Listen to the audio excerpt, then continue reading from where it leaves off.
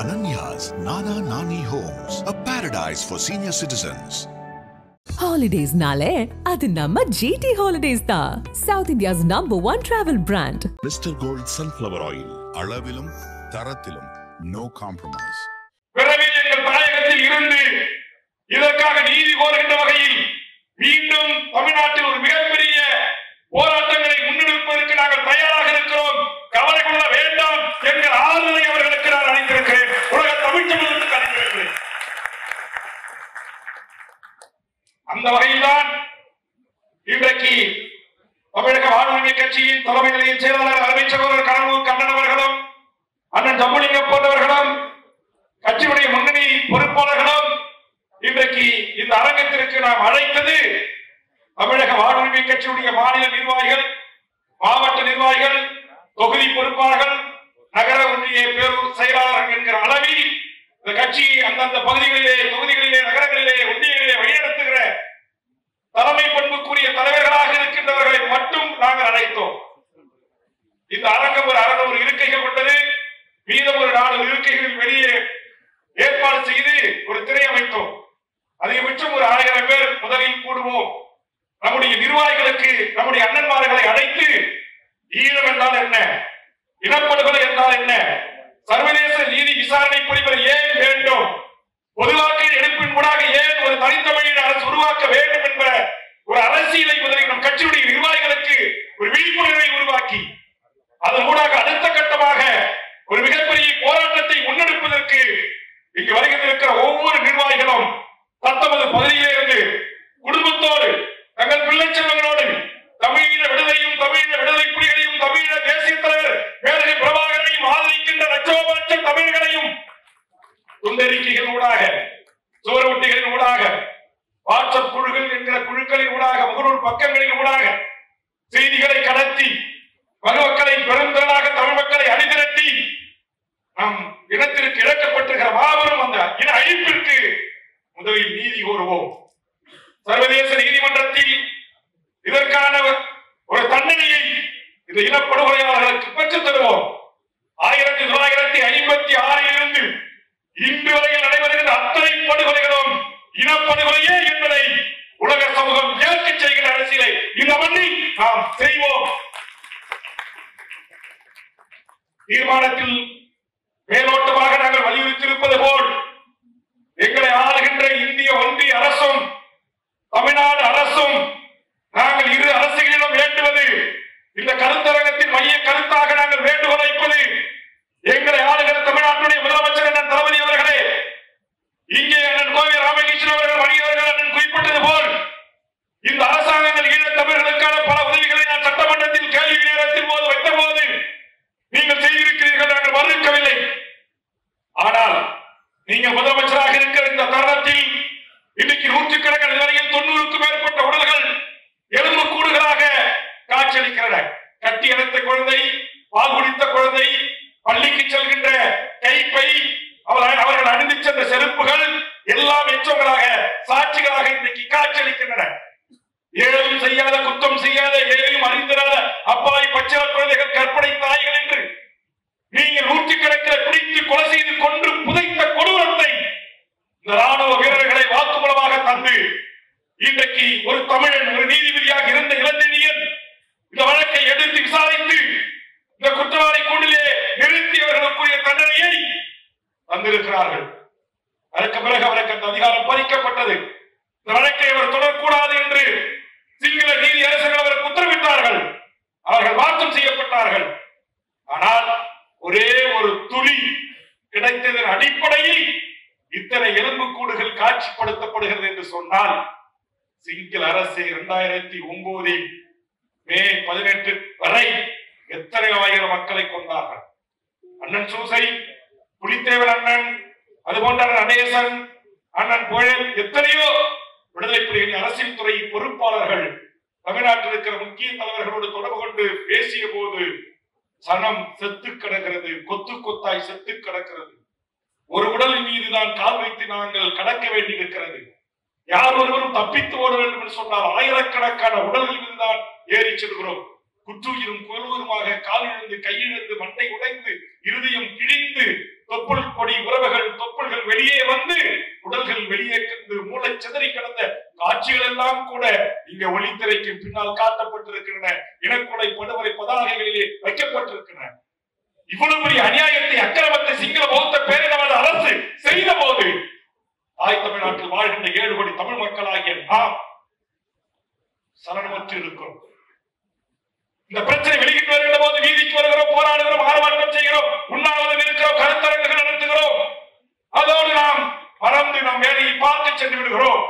ஆனால் ஈழத்து தாய்மார்கள் 16 ஆண்டுகளை கடந்தும் தங்கள் பிள்ளை செல்வங்களுடைய புகைப்படங்களை வைத்துக் கொண்டு ஐநாவுக்கும் உலக நாடுகளுக்கும் பறந்து சென்று எங்களுக்கான நீதியை தாருங்கள் என்று கோருகிறார்கள். காணாமல் ஆக்கப்பட்டவர்களுக்கு என்று ஒரு கூட்டமைப்பை உருவாக்கி எங்கள் பெண் தாய்மார்கள் தங்கைகள் அந்த மண்ணில் எங்கே என் பிள்ளை, எங்கே என் மகன், எங்கே என் கணவர், எங்கே என் மகள் என்று கேட்கிறார்கள். உலக சமூகம் பதில் சொல்லவில்லை. அதனால்தான் தாயகத்தில் இருக்கிற 7 கோடி மக்களை கொண்ட ஒரு பெருத்த நிலப்பரப்பில் வாழ்கிற நாம் அந்த மக்களுக்கு 16 ஆண்டு காலமாகியும் ஒரு குறைந்தபட்சம் நடந்தேறிய படுகொலைக்கு, இனப்படுகொலைக்கு ஒரு சர்வதேச நீதி பொறிமுறையை கூட பெற்றுக் கொடுக்க முடியாமல் நாம் அவலத்தில் இருக்கிறோம். நம்மால் முடியாதா? முடியும். எப்படி முடியும்?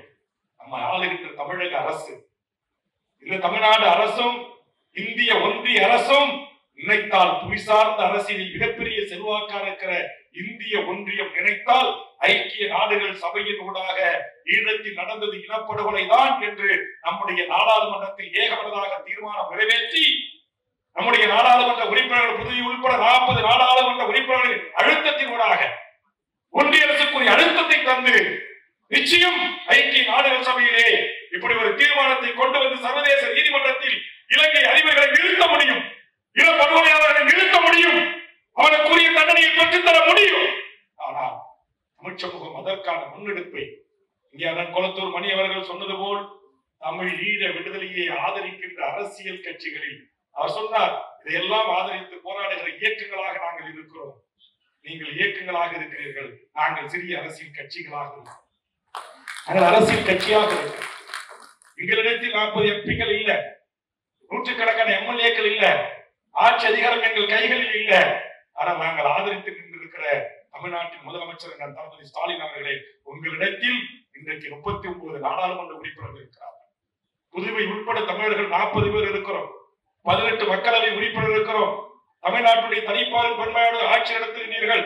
அண்ணனும் அவர்கள் இந்த தீர்மானமும் சொன்னது போல் மாண்புமிகு தமிழ்நாடு அரசுக்கும் தமிழக முதலமைச்சருக்கும் தொடர்ந்து 4 ஆண்டுகளாக தமிழக சட்டப்பேரவையில் வாய்ப்பு கிடைக்கின்ற போதெல்லாம் நான் முன்வைக்கின்ற கோரிக்கை, ஈழத்தில் நடந்தது இனப்படுகொலைதான், அதற்கு சர்வதேச நீதி பொறிமுறை கொண்ட விசாரணை வேண்டும் என்கிற தீர்மானத்தை தமிழ்நாடு முதலமைச்சர் அவர்களே நீங்கள் உறுதியாக நிறைவேற்ற வேண்டும்.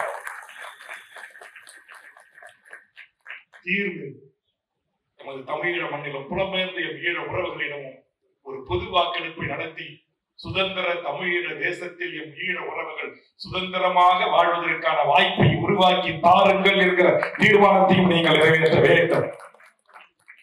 இது ஏதோ இந்த கருத்தரங்கத்தின் ஊடாக மட்டும் நான் சொல்லவில்லை, தொடர்ந்து 4 ஆண்டுகளாக சொல்லி வருகிறேன்.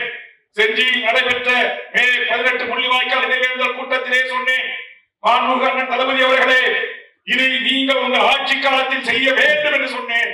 சொல்லிவிட்டு சொன்னேன், இதை நீங்கள் செய்து இந்திய அரசை வலியுறுத்தி ஒரு நிர்பந்தத்தை உருவாக்குங்க. அது திமுகவோ அதிமுகவோ இதற்கு ஒரு நடவடிக்கை எடுக்கவில்லை என்று சொன்னால் ஒன்றிய பாரதிய ஜனதா அரசோடும் அல்லது காங்கிரஸ் அரசோடும் தமிழ்நாட்டில் இருக்கிற அரசியல் கட்சிகள், தமிழ்நாட்டின் ஆட்சி அதிகாரத்தை கைப்பற்ற வருகின்ற அரசியல் கட்சிகள் ஒட்டும் இல்லை, உறவும் இல்லை, உங்களை உள்ளே அனுமதிக்க மாட்டோம் என்கிற ஒற்றை அறிவிப்பை பெரிய கட்சிகள் நீங்கள் செய்யுங்கள். நான் அண்ணன் மணி அவர்களையும் அண்ணன் கோவை ராமகிருஷ்ணன் அவர்களையும் தியாக அவர்களையும் தோழர் மகேந்திரன் போன்றவர்களையும் நான் கைகூப்பி வேண்டுவது ஒன்றுதான். நாம் சிறு இயக்கங்களாக இருக்கலாம், அரசியல் கட்சிகளாக இருக்கலாம், தமிழ்நாட்டில் ஒரு கருத்துருவாக்கத்தை உருவாக்குவோம். அது திமுக அதிமுக எவராக இருந்தாலும் எந்த கட்சியாக இருந்தாலும் இது இந்திய அரசு என் ஈழ மக்களுக்கான நீதியை பெற்றுக் கொடுக்கின்ற வரிசையில் இருக்க வேண்டும் என்பது அதற்கு எதிராக இருக்கக்கூடாது. படுகொலையின் பங்காளிகள் நீங்கள், துணைகின்றவர்கள் நீங்கள், தோல் கொடுத்தவர்கள் நீங்கள். எங்களுக்கு தெரியும், கொலை செய்த இடத்திலே கொலைக்கான நீதியை கோருவதில் எங்களுக்கு மாற்று கருத்து இருக்கலாம். ஆனால் அப்படியேப்பட்டவனையும் இணைக்க செய்கின்ற வல்லமை நம் தமிழ்நாட்டு 7 கோடி வாக்காளர் பெருமக்களுக்கு இருக்கிறது என்பதை உணர்த்துவோம். சின்ன இயக்கமா இருக்கலாம், பெரிய இயக்கமா இருக்கலாம், அரசியல் கட்சிகளாக இருக்கலாம். ஒரே ஒரு முறை தமிழ்நாட்டில் இருக்கிற அரசியல் கட்சிகள் எல்லாம் ஒன்று கூடி ஆண்டுகள் பல ஆகியும் இன்னும் அந்த மக்கள் தீர்வு இல்லாமல் இவ்வளவு பெரிய இன்னல்களையும் துன்பங்களையும் துயரங்களையும் அனுபவித்து வருகிறார்களே, அவர்களுக்கு நாம் வாழ்கின்ற காலத்தில் ஒரு தீர்வை ஏற்படுத்தி தருவதற்காக ஒரே ஒரு முறை தேர்தல் அரசியல் பதவிகளை தியாகம் செய்வோம். வேண்டுகோள் அல்ல. அந்த அடிப்படையில் இந்த அரங்கத்திலிருந்து சொல்கிறேன், மாண்புமிகு தளபதி ஸ்டாலின் அவர்களே, இங்க இருக்கிற சிறப்பு முகாமில் அடைபட்டிருக்கிற புழல் சிறையில் அடைபட்டிருக்கிற முன்னாள் போராளிகள், ஈழ அகதிகள் அல்லது பாஸ்போர்ட் கடவுச்சீட்டு என்கிற சட்டத்தின் கீழ் கைது செய்யப்பட்டிருக்கிற என் அனைத்து உறவுகளையும் விடுதலை செய்து ஒன்றிய அரசின் அனுமதியை பெற்று அவர்கள் விரும்புகிற தமிழீழத்திற்கோ விரும்புகிற நாடுகளுக்கோ அனுப்பி வையுங்கள். இந்த சிறப்பு முகாமை இழுத்து மூடுங்கள். இந்திய குடிமகனாக இருக்கிற தமிழ்நாட்டு என் உறவுகளுக்கு இருக்கிற அத்தனை உரிமைகளையும் என் ஈழ உறவுகளுக்கு வழங்குங்கள். இங்கே கல்வியை குறித்து சொல்லுகிற போது சொன்னார்கள் அல்லவா, கல்வியிலேயே சில அனுமதிக்கப்படுகிறது என்று.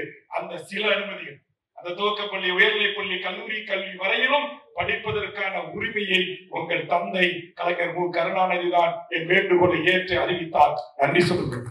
இன்றைக்கு என்னுடைய வேண்டுகோளை ஏற்று நீங்கள் 15,000க்கும் மேற்பட்ட அகதி மக்களுக்கு வீடுகளை கட்டித் தருகிறீர்கள். என்னுடைய வேண்டுகோளை ஏற்று அம்மையார் மறந்த ஜெயலலிதா அவர்கள் தமிழ்நாட்டு குடும்ப அட்டைகளுக்கு கிடைக்கின்ற அத்தனை நியாய விலைக் கடைகளிலும் கிடைக்கின்ற பொருட்களை என் ஈழ குடும்பத்திற்கு தருவோம் என்று அறிவித்தீர்கள். குறைந்தபட்சம் நமது தமிழ்நாட்டு அரசு சில உதவிகளை, குடிநீர், சாலை, அவர்களுக்கான தொகுப்பு வீடுகள் என்கிற அடிப்படையில் சிலதை செய்து கொண்டிருக்கிறீர்கள். இப்போது திருமணம் செய்து கொண்டவர்களை பதிவு செய்திருக்கிறீர்கள் என்று கோவை ராமகிருஷ்ணன் அவர்கள் அறிவித்தார்கள். இதையெல்லாம் எங்களை போன்ற இங்கே இருக்கின்ற எங்கள் அண்ணன்மார்களுடைய தொடர் அழுத்தம், தொடர் வேண்டுகோள், தொடர் போராட்டங்களின் ஊடாக செவிசாய்த்துதான் தமிழக அரசு செய்திருக்கிறது. இங்கே தீபத்தை பற்றி குறிப்பிட்டார்கள். NRC சட்டத்தில் இஸ்லாமியர்கள் எப்படி குடியுரிமை மறுக்கப்பட்டதோ அதுபோன்று என் ஈழத்தமிழர்களான என் தொப்புள் குடி உறவுகளுக்கும் இந்த மண்ணில் குடியுரிமை மறுக்கப்பட்டிருக்கிறது. ஆக நான் எதற்காக இதை பதிவு செய்கிறேன் என்று சொன்னால், நாம் வெறும் தேர்தல் அரசியல் மட்டுமே கவனம் செலுத்தி தேர்தல் அறுவடையோடு அந்த திருவிழாவோடு முடித்துக் கொள்ளுகிறோம். அந்த நிலை மாற வேண்டும், மாற்றப்பட வேண்டும்.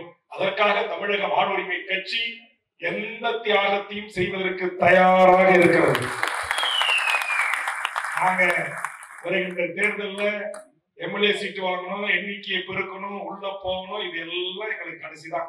நான் கட்சியுடைய ஒவ்வொரு செயற்குழு பொதுக்குழு சொல்வேன், 90% நாம் மக்களுக்கான, மண்ணுக்கான, ஈழ விடுதலைக்கான, இனத்திற்கான, தமிழர் வாழ்வுரிமைக்கான, தமிழக வேலை தமிழருக்கான கோவை ராமகிருஷ்ணன் அவர்கள் பட்டியலிட்டார்கள் அல்லவா, எத்தனை உரிமைகள் இந்த மண்ணில் நம்மிடமிருந்து வடவர்களால் பறிக்கப்பட்டிருக்கிறது என்பதை.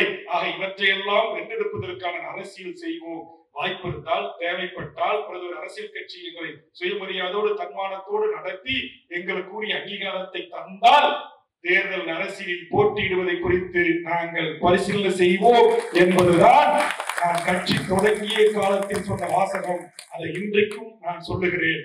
ஆதலால் மாண்புமிகு தமிழ்நாடு முதலமைச்சர் அவர்கள் இந்த இரு கோரிக்கைகளையும் எதிர்வரும் மழைக்கால கூட்டத்தொடரில் தீர்மானமாக நிறைவேற்றி உங்கள் நாடாளுமன்ற உறுப்பினர்களை தமிழ்நாட்டின் பல்வேறு பிரச்சனைகளுக்காக நாடாளுமன்றத்தை ஸ்தம்பிக்க செய்கின்ற நீங்கள், வெளியே வந்து காந்தி சிலையின் முன்பு போராடுகின்ற நீங்கள், என் மக்களுக்கான ஒரு நீதியை பெற்றுத் தருவதற்கு, என் மக்களுக்கான ஒரு தனித்தமிழ் ஈழ அரசை உருவாக்கி தருவதற்கு நீங்க ஒரு அழுத்தங்கள் கொடுத்தால் இன்றைக்கு பன்னாட்டின் மிகப்பெரிய நுகர்வு சந்தையாக இந்தியா இருக்கிறது.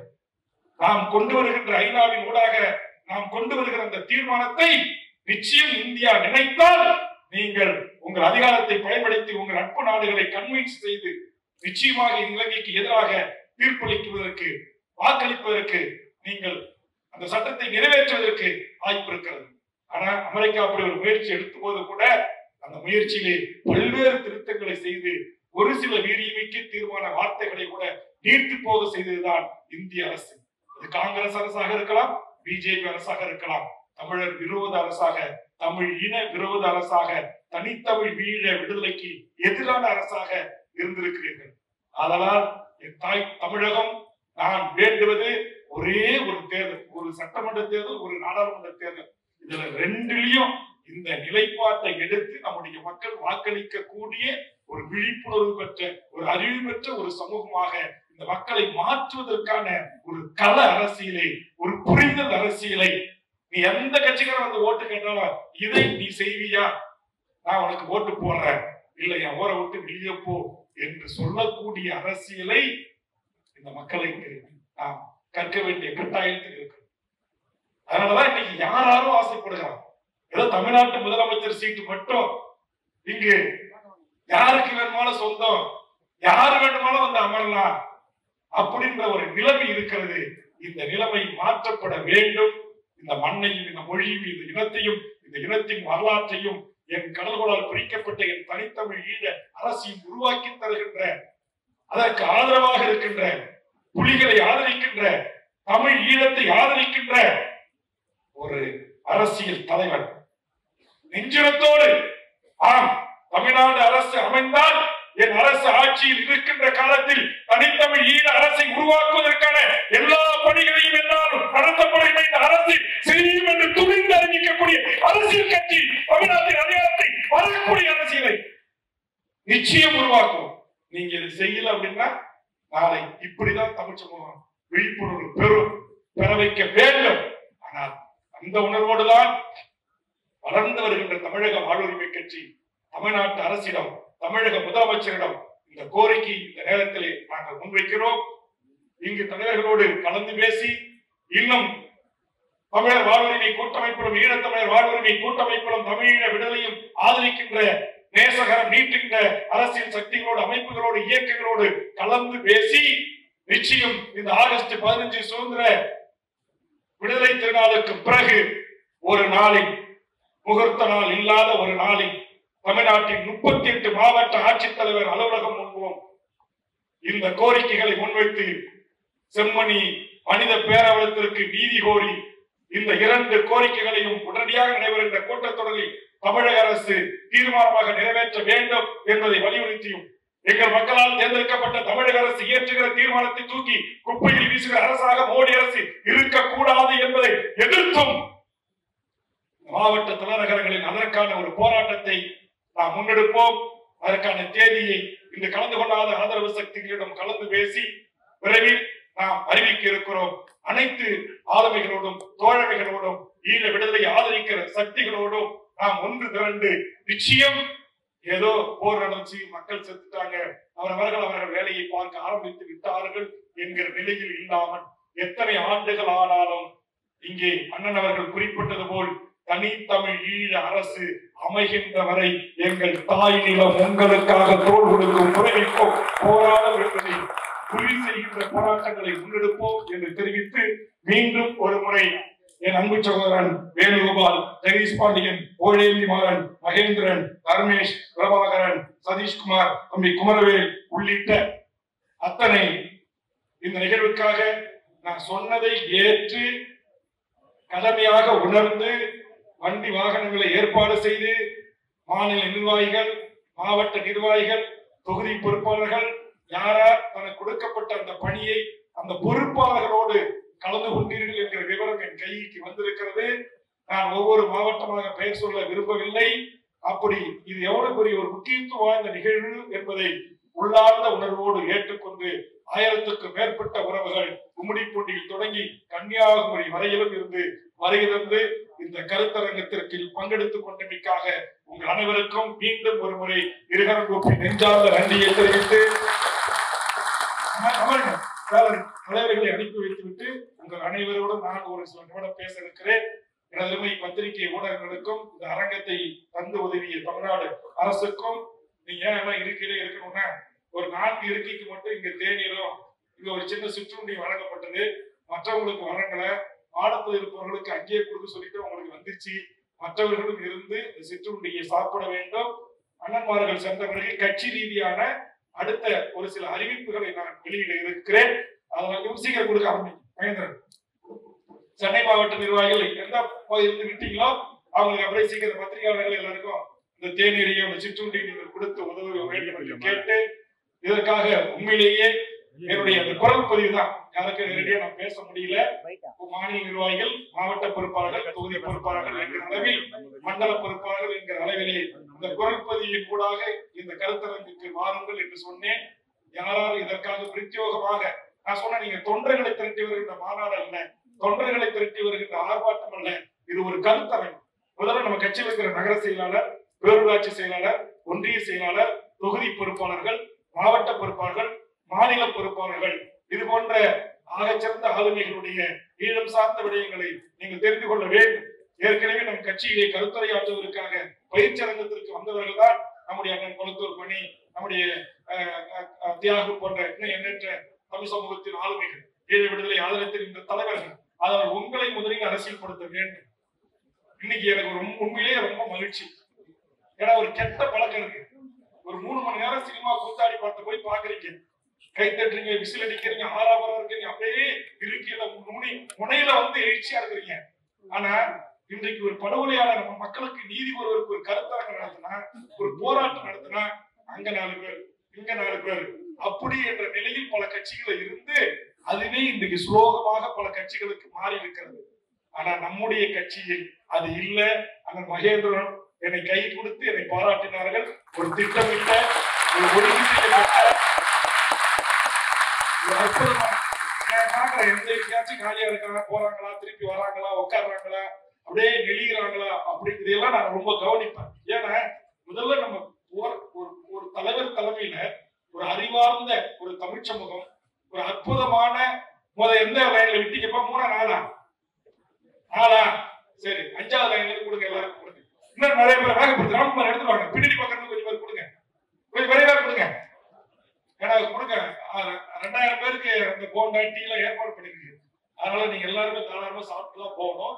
அதனால எதுக்கு நான் சொல்றேன், ஒரு எவ்வளவு ஒரு ஒழுக்கம், கட்டுப்பாடு, அறநெறிகள், எவ்வளவு ஒரு அற்புதமான ஒரு விடுதலை போராட்ட இயக்கத்தை, புலிகளை, போராளிகளை அந்த தலைவர் வழிநடத்தினார். அவன் அப்படிப்பட்ட ஒரு இயக்கம் இன்றைக்கு போர் மௌனிக்கப்பட்ட பிறகு அவர்களுக்காக பேசுகிற நாம், அப்ப நாம் எவ்வளவு ஒழுக்கமாக இருக்க வேண்டும், நாம் எவ்வளவு நேர்த்தியாக அந்த கூட்டங்களை நடத்த வேண்டும், எவ்வளவு ஒரு திட்டமிடப்பட்ட ஒரு நிகழ்வாக அது இருக்கணும். நம்மளால உடனே இந்த திருமண மண்டபங்கள்லாம் சாப்பாட்டுக்கு இன்னும் சாப்பாட்டே பார்த்துருக்க மாட்டோம். நம்ம கூட்டங்களை சொல்றோம், பொதுவா சொல்றோம். தமிழுடைய ஒரு மனநிலை, கல்யாணம் நடக்கும், காது குத்து விழாக்களுக்கு போவான், காது குத்துறவங்க தாலி கட்டணம்லாம் பார்க்க மாட்டான், இந்த சாப்பாட்டு கதவை எப்போது திறப்பாங்கன்னு பார்ப்பான், அப்படியே முட்டி மூடிட்டு ஓடுவான். இதெல்லாம் ஒழிக்கணும். இதெல்லாம் நீங்க தலைவர்கள் வந்து ஆளுமைகள், இதெல்லாம் நீங்க முறைப்படுத்தணும், இதெல்லாம் ஒழுங்குபடுத்தணும். வண்டி எப்படி பொதுமக்களுக்கு தொந்தரவு இல்லாமல் நிறுத்தணும், இந்த பட்டாசு வெடிக்கக்கூடாது, சால்வை போடக்கூடாது, காலில் விடக்கூடாது, குறிப்பா இந்த மாலை போடக்கூடாது, இதெல்லாம் நான் சொல்றேன். இது ஒரு இனத்திற்கான, ஒரு படுகொலைக்கான நீதி போற நிகழ்வு. இங்க கூட நம்ம சில தம்பிகள் வந்து என்கிட்ட செல்ஃபி எடுக்கணும். ஒரு தம்பி வேலை எடுத்து வந்திருக்கான், கட்சியில சேர வந்திருக்கான், இதெல்லாம் கூடாது. ஒரு கட்டுப்பாடு, வெடி வெடிக்கூடாது, வெடி வெடிக்கூடாது, மாலை போடக்கூடாதுன்னா மாலை போடக்கூடாது, சால்வை போடக்கூடாதுன்னா சால்வை போடக்கூடாது. 1000 பேர் உங்களை அழைச்சிருக்கணும், 1000 பேர் இந்த நிகழ்ச்சி எதுக்காக நடத்துறோம் வந்து உட்கார்ந்து இருக்கணும். நன்றி உரை நான் சொல்லி நிறைவு செய்கின்ற வரையில் இருக்கணும். இந்த கட்டுப்பாடு இருக்கணும். இடையில இருக்கைகள் காலி இருக்கக்கூடாது, தொலைபேசி யாரும் ஆன் பண்ணி பேசிட்டு இருக்க கூடாது. இதெல்லாம் ஒழுக்க நெறிகள். இது எல்லாம் ஒரு கட்டுப்பாட்டுக்கும் ஒழுக்க நெறிகளுக்கும் நிர்வாகிகளாக இருக்கிற, 2ஆம் கட்ட தலைவர்களாக இருக்கிற நீங்கள் வந்தால்தான் நம்மை நம்பி வருகின்ற தொண்டர்களை நாம் அரசியல்படுத்த முடியும், அவர்களை பக்குவப்படுத்த முடியும். இது போன்ற போராட்டங்களை மிக நேர்த்தியாக, அழகாக திட்டமிட்டு நாம் எதிர்காலத்தில் நடத்த முடியும். நாம் ஒன்றும் ரசிகர்கள் அல்ல, நாம் இந்த மண்ணுக்காக, மக்களுக்காக போராட வந்தவர்கள், போராளிகளை உயிராக நேசிக்கக்கூடியவர்கள். இந்த தலைவனை தலைவராக ஏற்றுக்கொண்ட ஒரு கூட்டம் தனி மனித ஒழுக்கத்தில் இருந்து, புகைப்பிடிக்கிறதுல இருந்து, மது அருந்துவதில் இருந்து எதற்கும் இடம் தராத ஒரு கூட்டம் பின்னாடி அணிவகுத்து வந்திருக்கிறீங்க. அதே மாதிரி இருக்கிற அண்ணன்களை தான் நான் இந்த மேடைக்கு அழைத்திருக்கேன். நமக்கு அறிவுரை சொல்வதற்கும், ஆலோசனை சொல்வதற்கும், கருத்துரை வாங்குவதற்கும் தகுதி வாய்ந்த தமிழ் தலைமைகள் தமிழ்நாட்டில் இன்னமும் இங்கே இருக்கிறார்கள். எனவே ரொம்ப வருத்தம். இவர்களுக்கு அன்னைக்கு கூட நான் கடலூர் கூட்டத்திலே சொன்னேன், எங்கள் ஐயா நல்ல கண்ணுக்கு கிடைக்காத அங்கீகாரம், எங்கள் ஐயா பழ நெடுமாறனுக்கு கிடைக்காத அங்கீகாரம், இன்னும் என் முன்னத்தி ஏர்களாக இருந்த இந்த மண்ணில் வாழ்ந்து வளர்ந்த எண்ணற்ற என் தமிழ் சமூக தலைவர்களை போற்றி கொண்டாடுவதற்கு பதிலாக யாராருக்கும் பின்னாலோ என் தமிழ் சமூகம் இளைஞர்களும் பெண்களும் ஊகித்திருக்கிறார்களே, இந்த இழிநிலை என்று மாறும், என்று இதை மாற்றுவோம். இதற்கான மிகப்பெரிய பணிகளை எல்லாம் நம் அண்ணன்களோடு சேர்ந்து நாம் பணியாற்ற வேண்டிய கால கடமை நமக்கு கையெழுத்திருக்கிறது என்பதையும் கருத்தில் கொண்டு நீங்கள் பணி செய்ய வேண்டும் என்று கேட்டு, வாகனத்துல வந்திருக்கிறீங்க, வந்தவங்க அனைவரும் ரொம்ப பத்திரமா பாதுகாப்பா போகணும். எந்த சுங்கச்சாவடிகளையும் சண்டை வளர்த்த கூடாது.